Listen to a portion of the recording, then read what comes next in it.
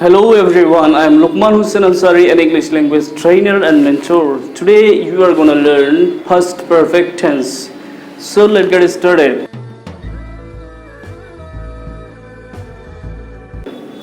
যিকোনো টেন্সৰ সূত্ৰ মুখস্থ ৰাখিবলৈ হলে সেই টেন্সৰ নামত ব্যৱহাৰ হোৱা প্ৰতিটো শব্দৰ অৰ্থ জানি ল'ব লাগিব। সো এই টেন্সৰ ব্যৱহাৰ হোৱা শব্দৰ অৰ্থ হ'ল পাষ্ট মানে হ'ল অতীত, পাৰফেক্ট মানে হ'ল সম্পূৰ্ণ হোৱা আৰু টেন্স মানে হ'ল কাল। সো গতিকে এই টেন্সৰ সূত্ৰ হ'ব অতীত কালত কোনো এটা কাম সম্পূৰ্ণ হোৱা বুজালে তাক কি কোৱা হ'ব পাষ্ট পাৰফেক্ট টেন্স।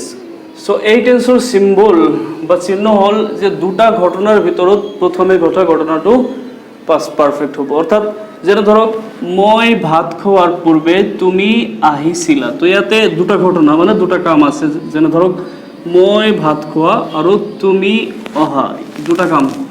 তো এই দুটা কামৰ ভিতৰত যি কামটো পূৰ্বে হৈছে প্ৰথমে হৈছে সেই কামটো হ'ব পাষ্ট পাৰফেক্ট টেন্স। সো মই ভাত খোৱাৰ পূৰ্বে তুমি আহিছিলা, তো মই ভাত খোৱাৰ পূৰ্বে তুমি আহিছিলা, গতিকে তুমি আহিছিলা আগত হৈছে, গতিকে তুমি আহিছিলা কোন টেন্স হ'ব পাষ্ট।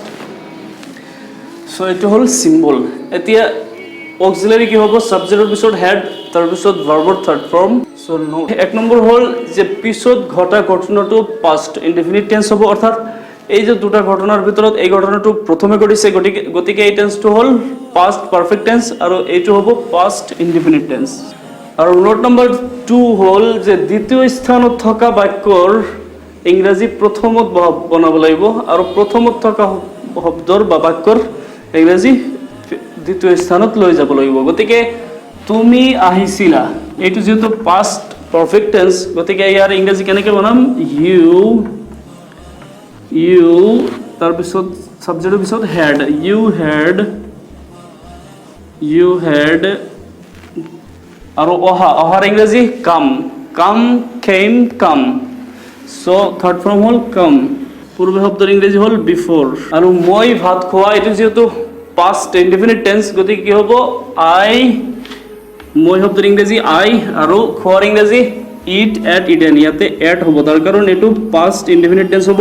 সো হৈ গ'ল মই ভাত খোৱাৰ পূৰ্বে তুমি আহিছিলা, ইউ হেড কাম বিফোৰ I ate rice. Okay, so এই বাক্যটো প্ৰশ্ন বনাবলৈ হ'লে অতি সহজ, হেডটো আগত আনি দিলে হ'ল।